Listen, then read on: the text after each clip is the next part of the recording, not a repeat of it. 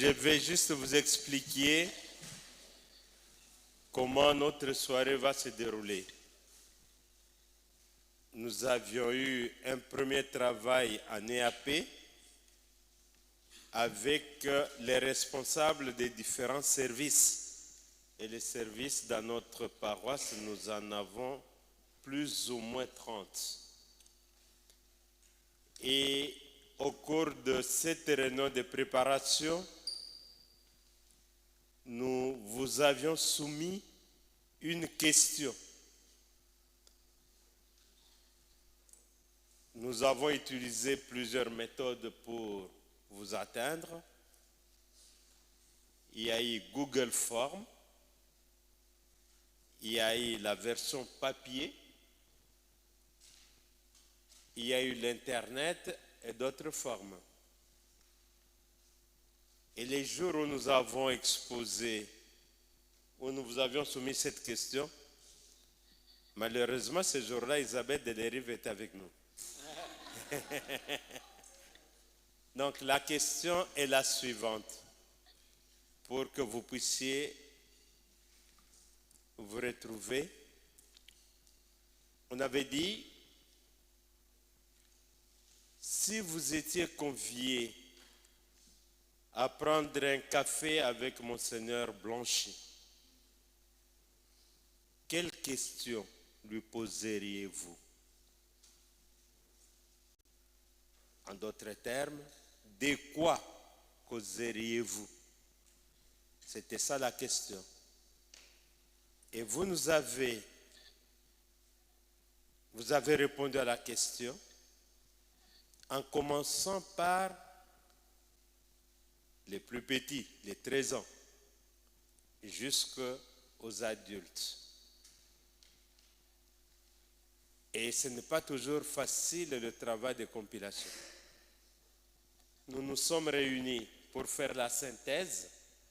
Il y avait certaines questions qui se ressemblaient. On les a regroupées par thème. Vous nous excuserez si vous n'entendez pas votre question telle que vous l'aviez formulée.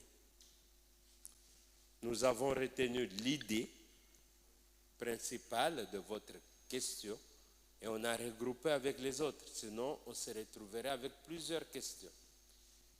Et vu le temps que nous avons sélectionné 7 questions. Cela ne veut pas dire que nous avons négligé les autres. Les questions qui ne seront pas posées ce soir seront remises à l'évêque. Vous savez, l'évêque, il ne nous donne pas la réponse que ce soir. La visite, c'est venir auprès de nous, savoir quelles sont nos préoccupations, et tout le temps que le Seigneur nous le donne, dans le diocèse de Créteil, ça sera autour de nos préoccupations. Donc si votre question n'a pas été posée, ce n'est pas que il fallait à tout prix qu'il y ait la réponse aujourd'hui. Peut-être si elle n'a pas la réponse aujourd'hui, elle aura la réponse avec l'ensemble de ce que l'évêque nous enseignera ou nous instruira beaucoup plus tard. Et puisque ce sont vos questions, nous avons voulu que ce soit vous-même qui les posez. Ainsi, nous avons choisi pour ces premiers temps 7 personnes. Ces questions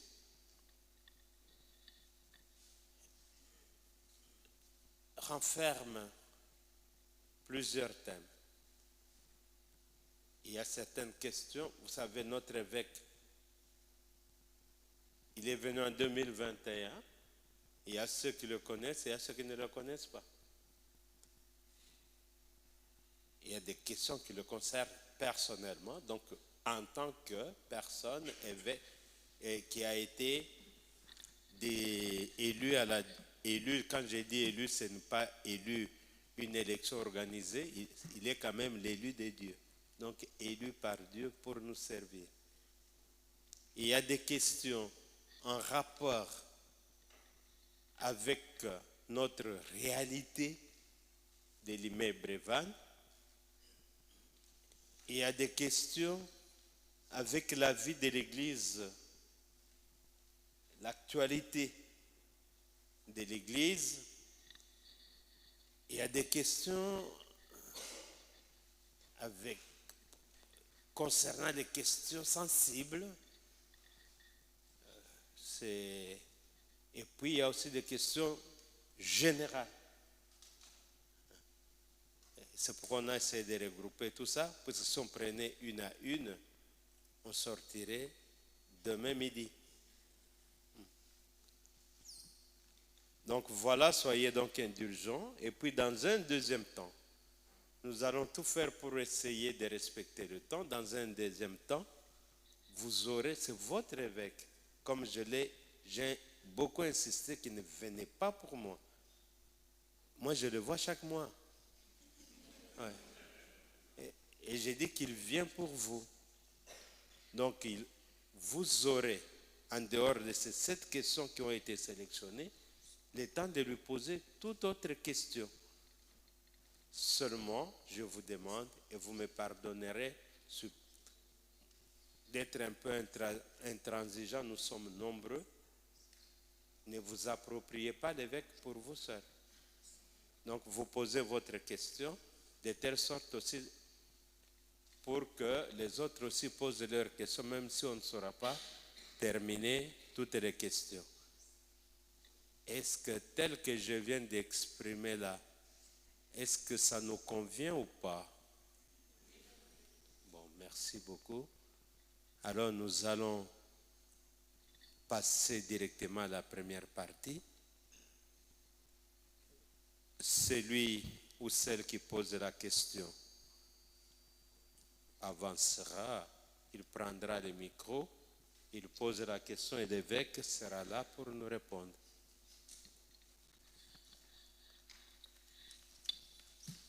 Bonjour, je suis Christian. La première question est une question plus personnelle sur vous. On aurait aimé faire mieux votre connaissance. On aurait aimé faire mieux votre connaissance. Donc, pourriez-vous nous parler de vous, votre parcours, vos études? Et puis aussi, comme vous êtes évêque, comment vous sentez-vous dans votre mission d'évêque? Alors, c'est la première question. Il y en a 6 derrière, hein, c'est ça. C'est pour compter le temps qu'il faut. Bon, alors pour ceux qui ne me connaissent pas, moi je suis originaire de l'Anjou, du Maine-et-Loire, Angers. C'est quand on part d'ici, qu'on va vers la Bretagne, c'est à peu près à mi-chemin. Voilà, donc c'est un diocèse avec une grosse ville qui est Angers, et ensuite plein de petits bassins de villes, avec une ville de 7-8 000 habitants, puis beaucoup de communes autour. Et ça, c'est mon diocèse, c'est le diocèse dans lequel j'ai grandi, dans lequel j'ai reçu la foi. Et j'ai reçu la foi à travers ma famille d'abord, parce que mes parents étaient chrétiens, étaient croyants, avec une foi très simple. Vous savez, des fois on dit la foi du charbonnier, c'est pas péjoratif, c'est la foi. Il y a un bon Dieu, il faut l'aimer, c'est tout. Voilà, ça va pas, il n'y a pas besoin de réfléchir beaucoup plus. C'est comme ça. Et ça, c'était la foi de mes parents, qui étaient des gens très simples, et qui, mon père était ouvrier, ma mère était à la maison, parce que nous étions 5 enfants, et qui avaient vraiment mis Dieu au cœur de leur vie. Et ils nous emmenaient en vacances à Lourdes, et ça, je suis toujours très impressionné de ça, parce qu'ils n'avaient pas beaucoup de moyens. Tous les ans, 3 semaines. Et alors, comment faisaient-ils pour ça? Ils avaient trouvé quelqu'un qui avait une pension de famille, et il y avait une chambre qui était difficile à louer parce qu'elle était sous les combles, donc très chaude. Et dans cette chambre, nous, on logeait les 7 avec les matelas allongés. Et puis, comme il y avait une pension de famille, il y avait une cuisine. Du coup, ça permettait de passer tout l'été là. Ça nous coûtait guère plus cher que si on était à la maison, sauf qu'on était à Lourdes. Et donc, j'ai beaucoup été marqué dans ma vie de jeune par l'ambiance de Lourdes. Alors pour ceux qui connaissent bien Lourdes, hein, avec les temps de silence à la grotte, avec cette vie de l'Église universelle. Et ça m'a marqué, j'y repensais encore la semaine dernière, parce que j'étais à Lourdes à nouveau à l'Assemblée des évêques. Je me dis vraiment, on a été façonné là, quelque chose qui nous a un peu appris l'Église quand j'étais jeune. Et puis j'ai fait des études de maths, voilà, qui m'ont conduit à faire ensuite 2 années d'école d'ingénieur à l'école centrale de Paris. Et je suis parti travailler 3 ans au Burkina Faso. Donc là, je vais juste dire une toute petite chose là-dessus, c'est que choisir son métier, c'est pas très facile. Parfois, on a des critères qui sont plus ou moins justes. Et je me rappelle que quand j'étais en terminale, j'avais envisagé d'être médecin, sans doute qu'il y avait en moi le désir de servir et de trouver un métier de service, comme tous les métiers sont, je pense. Mais ce qui m'a arrêté, c'est pas très beau, hein. Ce qui m'a arrêté, c'est qu'il y avait trop long d'études. Et le fait d'envisager une longueur d'études, j'arrivais pas à envisager ça. Donc j'ai fait plus court, en faisant 4 ans de maths. Puis finalement, je me suis laissé conduire pour appliquer en école d'ingénieur, ce qui fait que finalement j'ai fait 6 ans avec l'école d'ingénieur. Puis après, comme j'ai été appelé au séminaire, j'ai fait encore 6 ans. Alors vous voyez, au bout du compte, je crois que je me suis fait avoir. Mais ce qui compte au travers de tout ça, c'est l'itinéraire. Et le fait d'être d'une famille très simple m'a toujours donné une forme de, je ne sais pas comment dire, de proximité avec les gens simples. C'est là où je me sens le plus à l'aise, quand on n'a pas besoin de réfléchir à comment on est. Voilà, simplement on est nous-mêmes et ça suffit. Et ça, c'est vraiment quelque chose qui me nourrit, qui est mon fond, on va dire.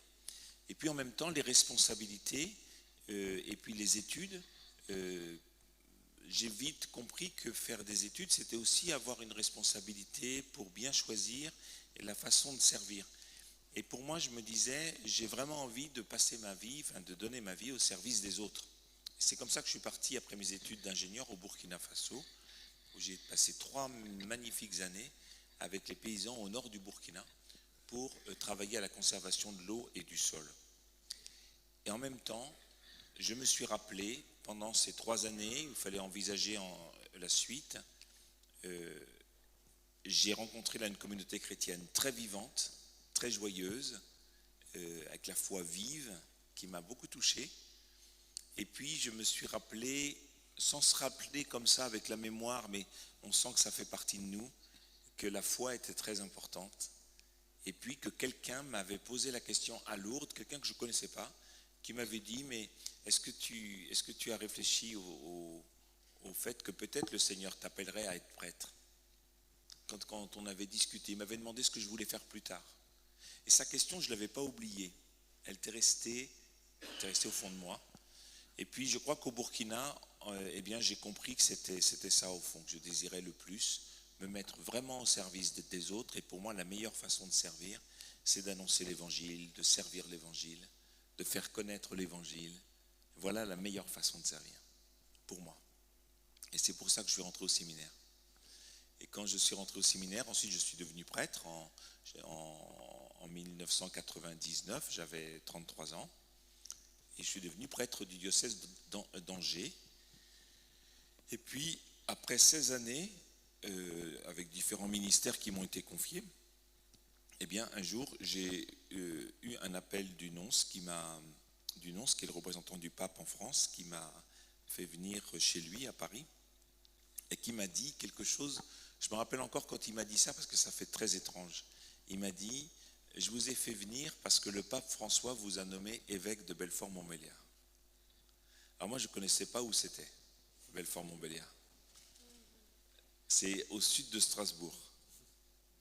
Et puis que le nonce me dise, le pape vous a nommé évêque de Belfort-Montbéliard, ça fait vraiment bizarre, parce que les appels que j'ai eus jusqu'à maintenant, il y avait un échange. Mais heureusement, il a dit, est-ce que vous acceptez? Voilà. Et quand j'ai demandé quand est-ce qu'il fallait que je réponde, j'ai entendu qu'il me disait, si vous pouvez me répondre maintenant, c'est bien. Et moi, je lui dis non parce que j'ai besoin de dormir, de savoir si je suis paisible avec ma réponse. J'ai besoin de vérifier.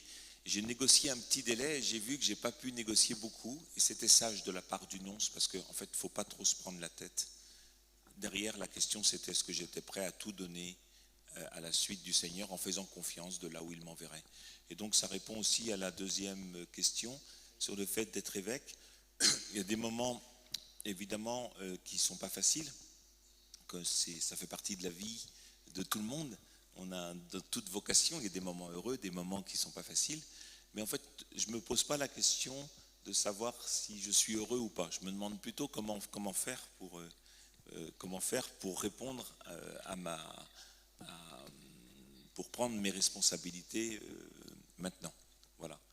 Donc, c'est comme ça que je suis devenu. Donc, ce qui me rend heureux, c'est d'être libre, en fait, de me dire, vous voyez, si je suis votre évêque, ça me rend très libre parce que j'ai vraiment confiance que c'est le Seigneur qui me demande de l'être. Et il faut que j'essaie de le faire le mieux possible. Et donc, il faut que j'apprenne aussi avec vous. Et vous voyez, je me pose pas, j'ai pas choisi. C'est pas comme si on a choisi quelque chose puis on se dit mince, je me suis trompé. Moi, j'ai pas choisi. Je suis devenu votre évêque parce que j'ai répondu à l'appel de l'Église dans lequel je crois que c'est l'appel du Seigneur.